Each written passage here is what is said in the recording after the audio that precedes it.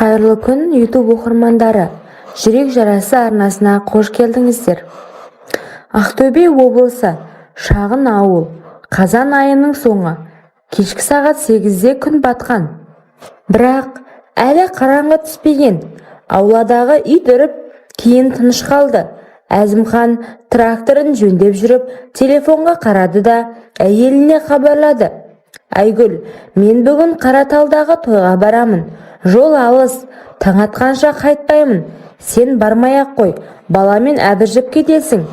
Айгүл ас үйде тұрып, телефонды құлағына қыстырып, жарайды деді де үнсіз қалды. Ішінен бір нәрсе сыздап кетті. Соңғы бір жылда Әзімхан той-томалаққа жиі баратын болған. Ал үйде қалғанда да телефонға үңіліп сөйлескісі келмейтін. Айгүл 32-де, әлі жас, бірақ соңғы кезде өзін қарт әйел сияқты сезінетін. Терезеден сыртқа қарады. Ауладағы қарағайдың астындағы орындықта қайнысы Ерлан отыр. 27 жаста, әлі үйленбеген. Әзімханның інісі.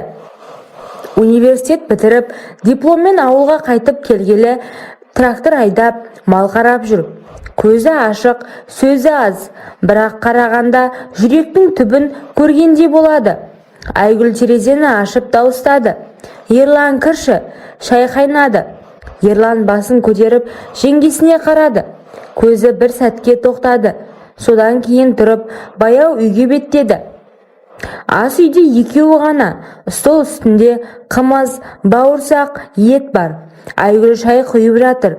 Ерлан қасықпен қымызды араластырып отыр. Ағам тойға кетті ме деп сұрады Ерлан. Дауысы баяу.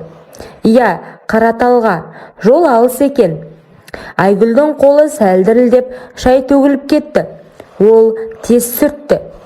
Жалғыздықтан ішім күйетін болды ғой деп әзілдеп күлді кенет. Өзі де күтпеген сөз шығып кетті. Ерланның қасығы тоқтады. Көзін көтеріп жеңгесіне қарады. 1-2 секунд. Айгүлдің беті қызарып кетті. Ол тез орнынан тұрып, ыдыс жууға кірісті. Ерлан ештеңе демеді, бірақ ішінен сол сөзді қайталап жатты. Ішім күйетін болды ғой. Бұл сөздің астарын түсінген қайнысы мырс етті. Түнгі 11 шамасы. Айгүл жатын бөлмедегі шамды өшіріп жатып қалды. Телефонға қарады. Әзімханнан хабар жоқ. Көңілі босады. Дәлізде жеңіл қадам естілді. Ерланның бөлмесінің есігі әдетте қатты жабылады. Бұл жолы ашық. Іштен жарық шығып тұр. Айгүл құлағын тікті. Ештеңе естілмейді, бірақ жүрегі соғып кетті. Не істеп тұрмын мен деп ойлады, бірақ аяғы өзі жүріп кетті. Дәлізге шықты. Есікке жақындап ішке қарады. Ерлан ештеңесіз жатыр. Жамылғы беліне дейін ғана. Көзі жабық, бірақ тынысы терең емес. Ол ұйықтап жатқан жоқ. Айгүл тұрып қалды. Дене ыстық болып кетті. Қолын есіктің тұтқасына қойып, бір қадам артқа шегінді. Бірақ екінші қадам жасай алмады. Ерлан көзін ашпады, бірақ ернінде жеңіл күлкі пайда болды. Айгүл есікті сәл итеріп ішке кірді. Есікті жаппады. Ерланға жақындап, Ерланның қолы баяу созылып, жеңгесіне оралды. Сөз жоқ. Айгүлдің тізесі бүгілді. Ол отыра құлады. Ерлан саусақтарымен Айгүлдің мойнынан бастады. Баяу, асықпай. Саусақтары теріге тиген сайын Айгүлдің тынысы үзіліп түсті. Ол көзін жұмды. Тоқтау керек деп ойлады. Бірақ денесі басқаша айтты. Ерлан жеңгесінің мойнына қойды. Ыстық тыныс. Ерлан, бұл дұрыс емес деп сыбырлады ол. Дауысы дірілдеп тұр. Ерлан жауап орнына оның құлағына үрледі.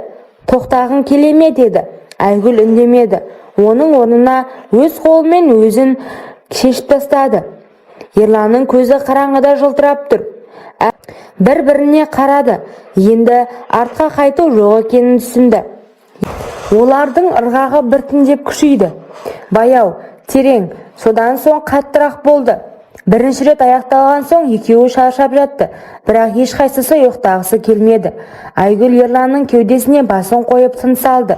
Біз не істедік деп сұрады ол. Ерлан жауап орнына оның шашынан сипады.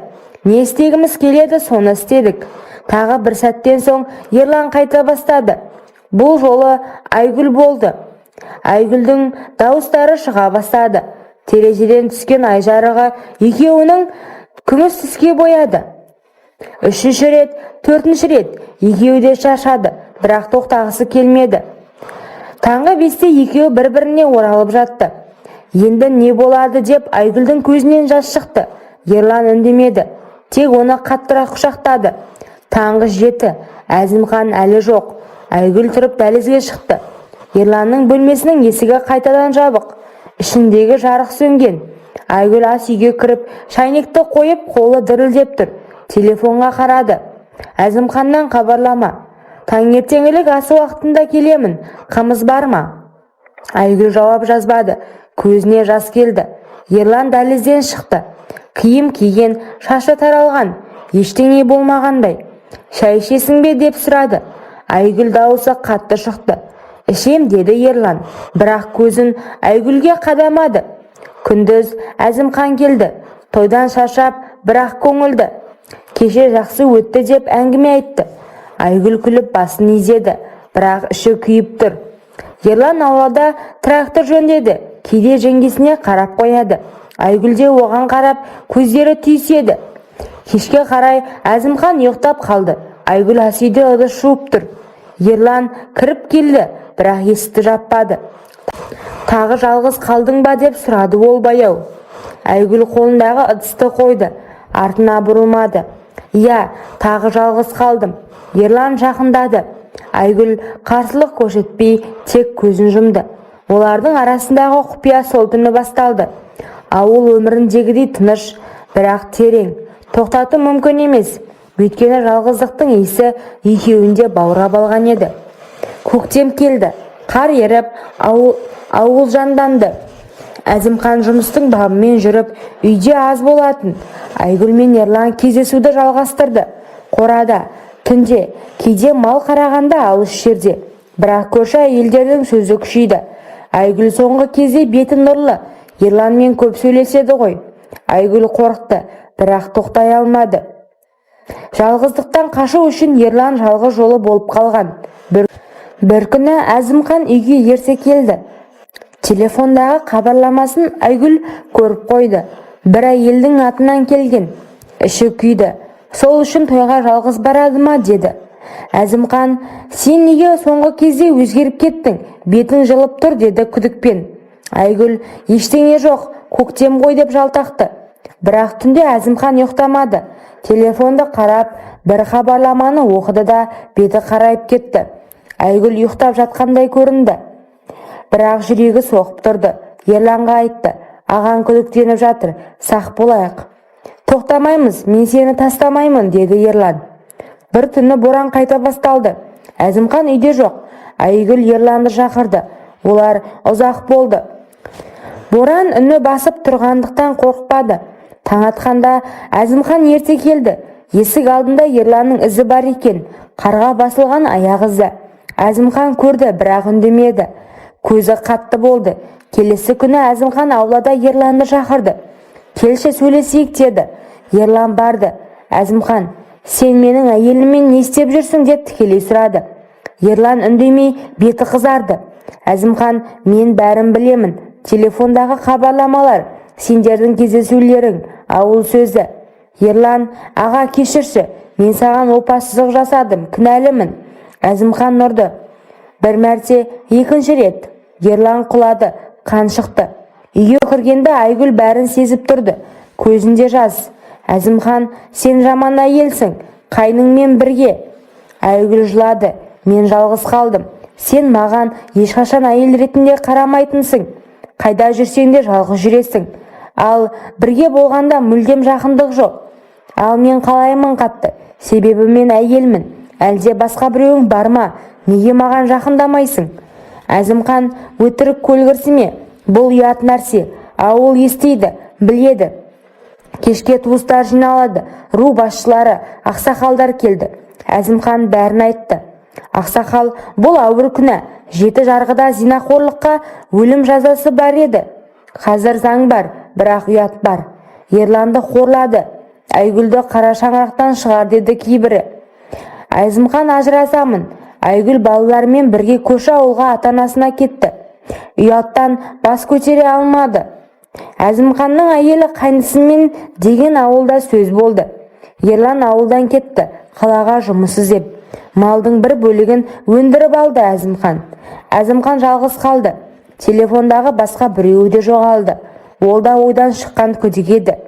Айгүл балаларды өзі бақты. Ерлан қалада тұрып, бірақ хабарласты, кешірім сұрады. Айгүл, бұл үлкен күнә болды. Мен жалғыздықтан шаршаған едім. Ерлан, мен сені әлі де жақсы көремін деді. Бірақ қайта бірігу мүмкін емес. Ауыл ұмытпайды. Әзімхан әйелдерден көңілі қалып, сол күйі үйленбеді. Ауылда мұндай оқиғалар ұмытылмайды, бірақ сөйлемейді. Құпия ашылған соң өмір өзгереді. Отбасы бөлінеді, адамдар көшеді, ұят қалады. Бірақ өмір жалғасады. Мал қаралады, балалар өседі, тойлар өтеді. Айгүл кейде түнде ойлайды. Егер Әзімхан мені кешіргенде, мен опасыздық жасамағанда бәрі басқаша болар еді. Жалған нәпсіге еріп, отбасымнан бір жолы айырылдым. Мағанда обал жоқ. Бірақ өткен. Ауыл өмірінде құпиялардың соңы ауыр болады. Кейде мәңгілікке дейін сақталады, кейде ашылып бәрін бұзады.